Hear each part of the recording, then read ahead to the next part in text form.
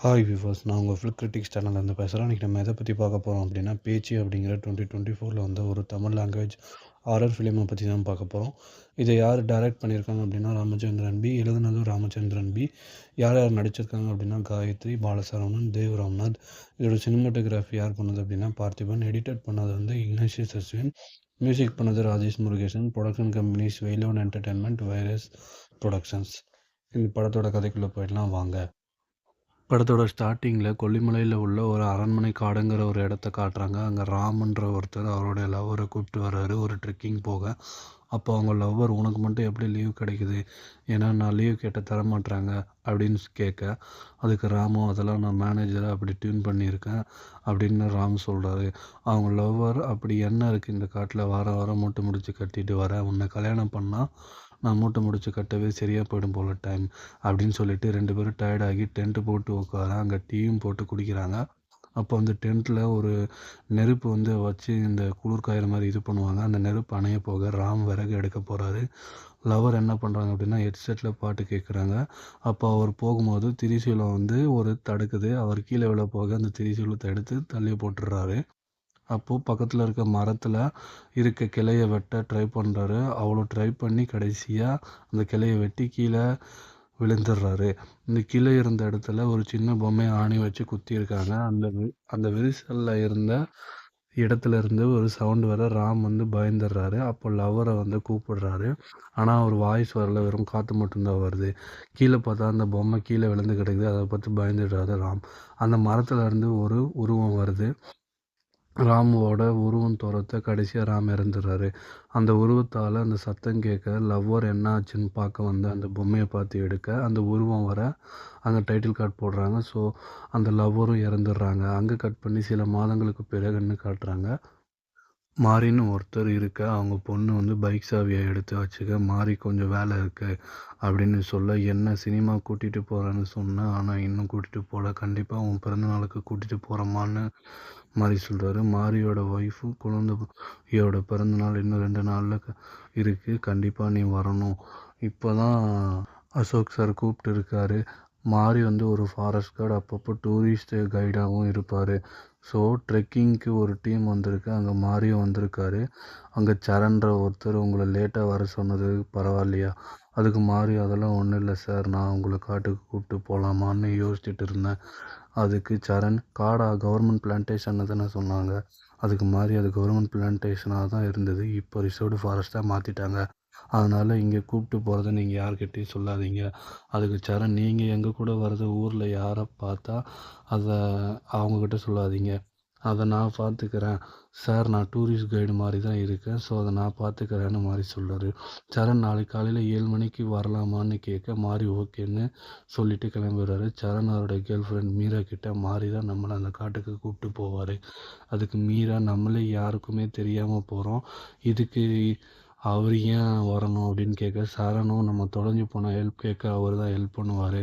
So கிளம்ப அவங்க friends ஜெரி, sir, Setu join பண்ணுறாங்க. அடுத்த நாள் நம்ம டீம் காரில் மாரியை ஏற்றிட்டு வர, காரை மறித்து மாரியோட பொண்ணு நெக்லஸை கொடுக்குறாங்க. அதை வாங்கிட்டு அங்கேருந்து கிளம்பி நம்ம டீம் தேவையான பொருள் எடுக்க, அங்கே ஒரு கார் வர அதுலேருந்து ஒருத்தர் இறங்குறாரு. ஸோ அவரும் ஒரு டூரிஸ்ட் கைடு தானே நம்ம மாறி சொல்ல, அங்கேருந்து போக மாரிக்கு கால் வருது. அவங்க ஒய்ஃப் அந்த நெக்லஸை அவுக்காதுன்னு சொல்ல, அவங்க பொண்ணும் ஃபோன் வாங்கி எனக்கு வரும்போது ஒயிட் கேக் வாங்கிட்டு வாப்பா அப்படின்னு சொல்கிறாங்க.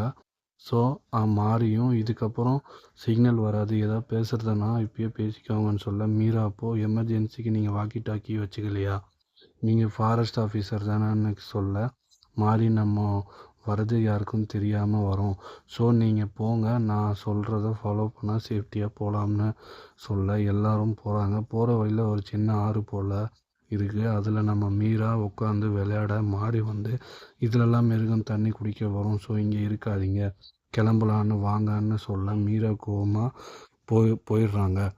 அப்போ சரண் கிட்ட, நம்ம முதல் ட்ரெக்கிங்கை வரும், மாறி சொல்கிறத கேட்கணும்னு சொல்ல, சரணும் அவர் சொல்கிறத கேட்க சொல்ல, மாறி நான் சொல்கிறத கேட்டால் பாதுகாப்பாக இருக்கலாம்னு சொல்ல, அதுக்கு மீரா, நாங்கள் பாதுகாப்பாக தான் இருக்கோம்னு சொல்ல, சரணும் அவர் இருக்கிறதுனால தான் நம்ம பாதுகாப்பாக இருக்கோம்னு சொல்ல, ஸோ எல்லோரும் மூவ் பண்ணுறாங்க.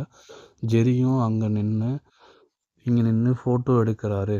ஸோ அவர் வந்து ஒரு ஃபோட்டோகிராஃபர் ஆகிறது தான் அவருக்கு ரொம்ப ஆசை. அதனால் அவர் 5,00,000க்கு ஒரு கேமரா வாங்கியிருக்காரு. ஸோ அப்பப்போ சிகரெட் பிடிக்க சரண் வந்து கல்லை தூக்கி போட அது ஒரு புதருக்குள்ளே போய் ஒரு மணி மேலே பட்டு சவுண்டு கேட்க அங்கே புதரா இருக்குது. அந்த புதரை க்ளீன் பண்ண ஒரே கோயில் மணிகளாக இருக்குது. பக்கத்தில் ஒரு போர்டு இருக்குது, இது தடை செய்யப்பட்ட பகுதி அப்படின்னு.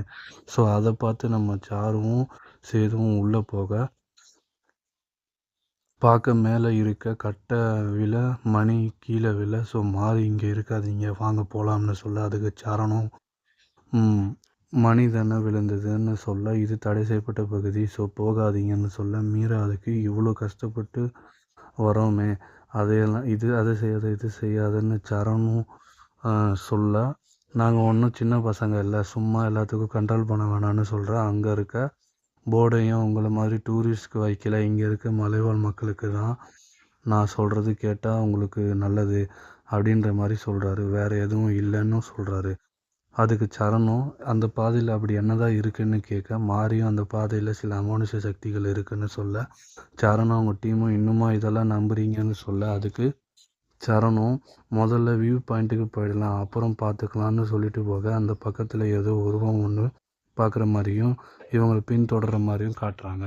ஸோ எல்லோரும் மூவ் ஆக சாருக்கு மட்டும் ஏதோ சத்தம் கேட்க அவள் அதை பின்தொடர்ந்து போக மலை உச்சிக்கு போய் கீழே விழ போகிறாங்க. நம்ம மாறி போய் காப்பாற்றிடுறாரு. அப்போ தான் நம்ம சாரு சுயநிலைக்கு திரும்ப வராங்க. அவங்க திரும்பி திரும்பி பார்க்க பள்ளத்தை பார்க்குறாங்க. அங்கே ஏதோ வருது கை காட்ட. ஸோ எப்படியும் நம்ம டீம் அந்த வியூ பாயிண்ட்டுக்கு வர அப்போ சாருவும் மீராவும் பேச ஜிரி எப்படியாவது ஃபோட்டோ எடுக்கணும் மீராவன்னு சொல்ல மீரா காட்டுக்குள்ளே ஓட சரண் சாரு சேது ஜெரியோட நம்ம ஜெரி கண்ணாடி கீழே விழுந்துருது. ஐ மீன் அந்த காட்டுக்குள்ளே ஓடும்போது ஜெரியோட கண்ணாடி கீழே வந்துடுது. அதனால் சரண் சாரு சேது மீரா ஒளிஞ்சிக்கிறாங்க. ஜெரி பயந்துடுறாரு யாரும் இல்லாதனால. ஸோ அப்புறம் ஒளிஞ்சதை பார்க்க ஜெரி மீராவை பார்த்து ஃபோட்டோ எடுக்கும்போது ஒரு பேய் உருவம் தெரியும் போது ஜெரி வந்து பயந்துறாரு. அப்படியே போகும்போது நம்ம ஜெரிக்கும் ஏதோ சத்தம் கேட்குது. அங்கே போக ஜெரி காலில் பிடிச்சி ஏதோ இழுக்க ஜெரி கீழே வெளில நம்ம ஃப்ரெண்ட்ஸ் எல்லோரும் கலாய்க்கிறாங்க. எல்லோரும் வியூ பாயிண்ட்டுக்கு திரும்பி வந்துடுறாங்க. அப்போ ஜெரி குழப்பத்தோடு இருக்க திரும்பவும் சாரு சேது வந்து கலாய்க்கிறாங்க. அப்பவும் ஜெரி காலை காட்ட ஒரு கை அச்சு வந்து இருக்குது. அப்பவும் ஜெரி ஐ மீன் ஜெரி இல்லை சாரு சேது வந்து கலாய்க்கிறாங்க. ஜெரி நான் கிளம்புறேன்னு சொல்லிட்டு போகிறாரு. அப்போது சாரு சேது முடிஞ்சால் நீ அந்த டென்ட்டுக்கிட்ட கார்னர்கிட்ட போயிட்டு வான்னு சொல்கிறாங்க. ஜெரிக்கும் சேதுக்கும் சண்டை வர சரண் வந்து நம்ம இங்கே சண்டை போட வந்தோமா அப்படின்னு சொல்ல ஜெரியும் இல்லை இங்கே ஏதோ தப்பாக இருக்குன்னு கிளம்புறான்னு சொல்ல சேது கலாய்க்கிறாரு. ஜெரியும் முடிஞ்சால் நீ அந்த தடை செய்யப்பட்ட பகுதிக்குள்ளே போயிட்டு ஒரு வீடியோ எடுத்துகிட்டு வான்னு சொல்ல மாறி எவ்வளவோ வற்புறுத்தியும் சேதுவும் சாரும் உள்ளே போக அங்கே காட்டுக்குள்ளே ஒரு வீடு இருக்குது. போகிற வழியில் துணி கட்டிட்டு போக உள்ளே நிறைய பில்லி சூனியம் பண்ணுற மாதிரி பொம்மை இருந்தது. அது எல்லாம் சாரு வீடியோ எடுக்க அந்த பொம்மை திடீரென்று மேலே இருக்குது. அதை பார்த்து சாரு பயப்பட திடீர்னு ஒரு ஆயா மாதிரி ஐ மீன் ஒரு பாட்டி மாதிரி இருக்க திரும்பி கதவு வெளியே பார்த்தா அங்கேயும் ஒரு பாட்டி மாதிரி இருக்காங்க. ஸோ சாரு கத்த சேதுவும் பேஸ்மெண்ட்டில் இருந்து மேலே வர என்னாச்சுன்னு கேட்க இங்கே ஏதோ இருந்ததுன்னு சொல்லி வெளியே வராங்க.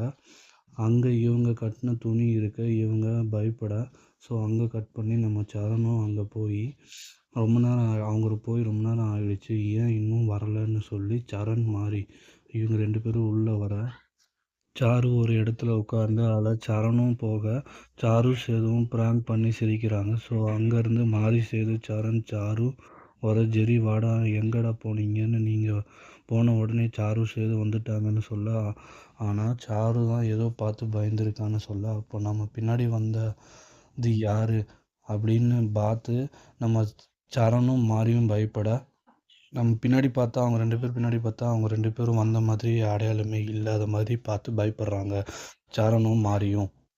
அந்த மரத்துக்கு பின்னாடி ஏதோ உருவம் நிற்கிறத பார்த்து பயந்து மாறிக்கிட்ட நம்ம கூட வந்தது யாருன்னு கேட்குறாரு நம்ம சரண். அதே நேரத்தில் மீரா சாரு கண்டிஷனை பாருங்கள் அவரை ஹாஸ்பிட்டலுக்கு கூட்டிகிட்டு போங்க. ஸோ அதுக்குள்ள காரணம் வந்து இதுக்கெல்லாம் காரணம் வந்து பேச்சு தான்னு மாறி சொல்கிறாரு. பேச்சு வந்து ஒரு ஊரில் பெரிய ஜமீன் குடும்பத்தை சேர்ந்தவங்க. அவங்க இந்த ஊரில் தடை செய்யப்பட்ட பகுதிக்குள்ளே இருக்க வீடு தான் அந்த பேச்சியோட வீடு. அந்த பேச்சியோட வீடு தான் அது. ஸோ ஒரு 80 வருஷத்துக்கு முன்னாடி அவங்க பில்லி சூனியம் பண்ண கற்றுக்க கேரளா காட்டுக்கு போகிறாங்க. ஆனால் அவங்க வந்தது பழைய போயிட்டு திரும்பி வந்தது பழைய பேச்சு இல்லை. ஸோ கூட சில அடிமைகளும் வராங்க. அதாவது பேச்சு வெளிப்படுத்துகிற சாத்தானுக்கு தன்னை அர்ப்பணிக்க தைரியம் உள்ளவங்க அவங்க தான். ஸோ பேச்சு பில்லி சூனியம் வச்சு நிறைய சின்ன பசங்களை நரபலி கொடுக்குறாங்க. அது தெரிஞ்ச காட்டுவாசி காவல்கள் என்ன பண்ணுறாங்க, ஊர் தலைவர்லாம் என்ன சொல்கிறாங்கன்னா, காட்டில் இருக்க காவலாளிகள் வந்து தலைவர்கிட்ட சொல்கிறாங்க, ஊர் தலைவர்கிட்ட அந்த பேச்சியை பிடிக்க அடியாளுங்க அனுப்ப மந்திரம் பண்ணி அந்த அடியாளுங்களை சாவடிச்சிடறாங்க. அதுக்காக நம்ம ஊர் தலைவர் வந்து ஒரு சாமியார்கிட்ட போக நம்ம சாமியாரும் பேச்சு கேட்ட சாகவரத்தை பேச்சியோட சாமி தர. ஸோ பேச்சு அதுக்காக நரம்பலி தரா. அவளை தடுக்க அவளோட ஆன்மா உடம்புலேருந்து தனியாக எடுக்கணும். அதுக்கு அவள் தூங்கும்போது தான் பண்ணணும்.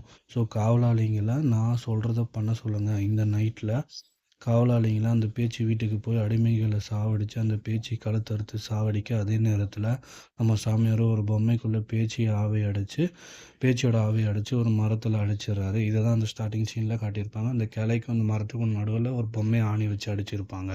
ஸோ அதுதான் அது. ஆவி வெளியே இந்த பொம்மையை எடுத்ததுன்னா யாராவது எடுத்துட்டாங்கன்னா அந்த ஆவி வெளியே வந்துடும். ஸோ பலகையில் மந்திரம் பண்ணி வச்சு போர்டு வச்சாங்க, இங்கே யாரும் போகக்கூடாது அப்படின்னு. ஸோ அந்த ஆணையை எடுத்திருக்காங்க. அதுக்கு வாங்க முதல்ல சாருவை காப்பாற்றணும்னு சொல்ல சரண் எல்லோரும் கிளம்புறாங்க. சரண் அவங்க டீம் எல்லோரும். அந்த டைமில் ஜெரி ஏதோட அவரோட கேமரா காணோம், அதை தேட காட்டுக்குள்ளே போக மாறி எவ்வளவோ சொல்லி கேட்காம மாறியும் கூட போகிறாரு. அங்கே போனால் கேமரா ஒரு மரத்தில் இருக்குது. அதை எடுத்து பார்த்தா கூட வந்த மாறி அந்த மாதிரி தான் மாறி வந்து மாறி மாதிரியே இல்லை. வா போகலாம்னு சொல்ல அதை பார்த்து ஜெரி ஓட மாரியை தள்ளி விட்டுட்டு ஜெரியும் போகிறாரு. அது ஜெரியை அந்த பேச்சு வீட்டுக்குள்ளே தான் கூட்டிகிட்டு போகுது. ஆக்சுவலாக அது வந்து அந்த பேச்சு தான். ஸோ அங்கே போயிட்டு அந்த கதவு மூட பேச்சு வர அங்கே கட் பண்ணி நம்ம கேம்புக்கு வர மாதிரி காட்டுறாங்க. மாறி அந்த பேச்சு வீட்டுக்குள்ளே போயிட்டாரு ஜெரி அப்படின்னு சொல்ல, வாங்க எல்லோரும் போயிடலாம் அப்படின்னு நம்ம மாறி சொல்ல எல்லோரும் சண்டை போட மாற்றி இதுக்கு முன்னாடி அங்கே மாறியும் சரணும் போய் தேட போகும்போது ஒரு கேமில் அதுவும் ராம் லவ்வராக அந்த ஃபஸ்ட்டு சீனில் காட்டினவங்க 2 பேரையும் ஒரு உருவம் தூக்க அதை பார்த்து ஓடி வந்துடுறாங்க. அங்கே சாரு எங்கெங்கேயோ போக ஆக்சுவலாக அங்கே ஒரு உருவம் தெரியுது. அந்த உருவம் வந்து நம்ம சாருவை தூக்க அப்போ தான் மீரா சாரனுக்கு இங்கே ஏதோ இருக்குதுன்னு தோணுது. இதை மாறிக்கிட்ட சொல்ல மாறியும் வாங்க இது பேச்சியோட வேலை தான், இங்கேருந்து போயிடலாம்னு சொல்ல ஒரு ரீல் மாதிரி ஒரு உருவத்தை வந்து நோக்கி சேது மீரா சரண் ஓடுறாங்க. மாறி கூப்பிட்டு கத்த சேது மீரா சரண் அந்த பேச்சு வீட்டுக்கு முன்னாடி வந்து நிற்கிறாங்க. சேது பாருங்கள், அந்த மாதிரி தப்பான இடத்துக்கு கூப்பிட்டுட்டு கொண்டு வந்திருக்கான்னு சொல்ல அவன் பண்ணது தப்புன்னு சொல்ல அதுக்கு சரணும் அது மாதிரியே இல்லை, வேறு ஏதாவது இருக்கும், தெரியாமல் பேசாதன்னு சொல்ல அதுக்குள்ளே மீரா அந்த பேச்சு வீட்டுக்குள்ளே போக சேதுவும் அந்த போர்டை தாண்டி ஓட அங்கே ஜெரியை அடிபட்டு காப்பாற்றுங்க அப்படின்னு சொல்ல சேது ஜெரியை கூப்பிட்டுட்டு அது திடீர்னு அது பேச்சியாக மாறிடுது. ஆக்சுவலாக அந்த ஜெரியோட உருவம் வந்து பேச்சியாக மாறிடுது. அங்கே கட் பண்ணி மீரா வந்து வீட்டிலேருந்து காப்பாற்ற சரண் வெளியே கொண்டு வந்தால் மாறி நிற்கிறான்.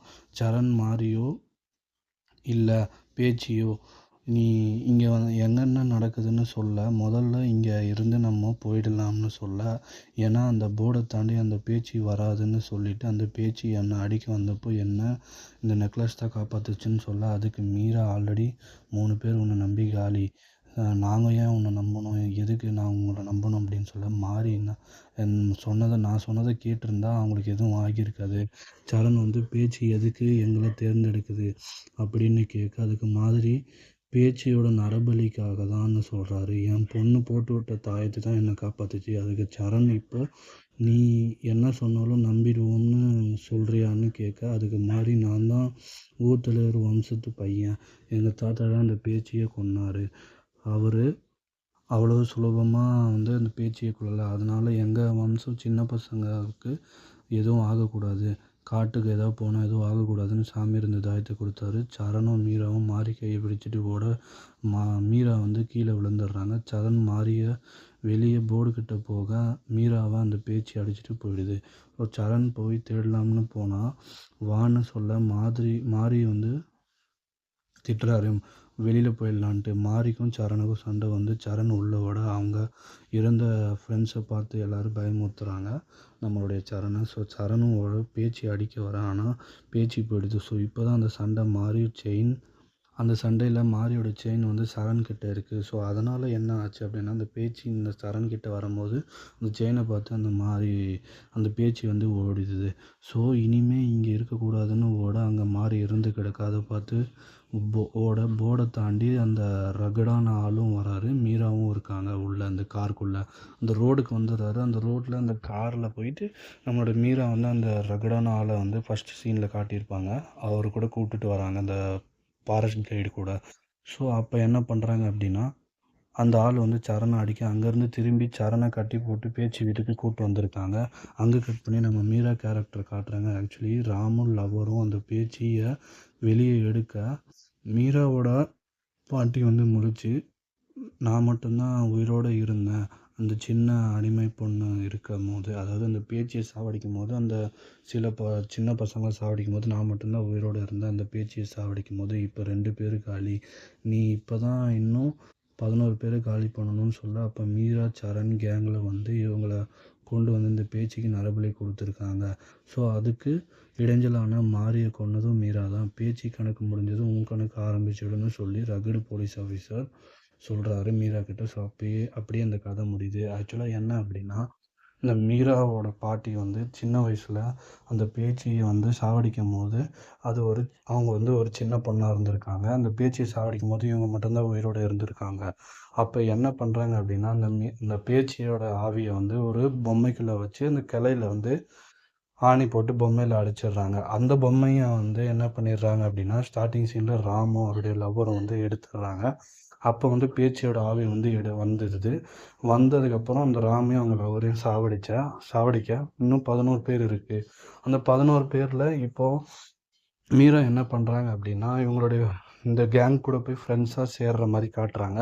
அந்த ஃப்ரெண்ட்ஸை சேர்ந்து அவங்கள இந்த காட்டுக்கே கொண்டு வந்து என்ன பண்ணுறாங்க அப்படின்னா, ஸோ இவங்களையும் சாவடிக்க, ஸோ இன்னும் ஒரு 3, 4 பேர் இருக்கும் அந்த கணக்கு. அந்த பேச்சியோட கணக்கு முடிஞ்ச உடனே, ஸோ இனிமேல் வந்து மீரா தான் அந்த எல்லாரையும் நரபலி கொடுக்க போகிறாங்க அப்படின்ற மாதிரி இந்த படத்தை காட்டி முடிக்கிறாங்க. ஸோ இந்த கதை நான் உங்களுக்கு சொன்னது புரிஞ்சிருந்தா தயவுசெய்து லைக் பண்ணுங்கள், ஷேர் பண்ணுங்கள், கமெண்ட் பண்ணுங்கள், மறக்காமல் சப்ஸ்கிரைப் பண்ணுங்கள். தேங்க்யூ.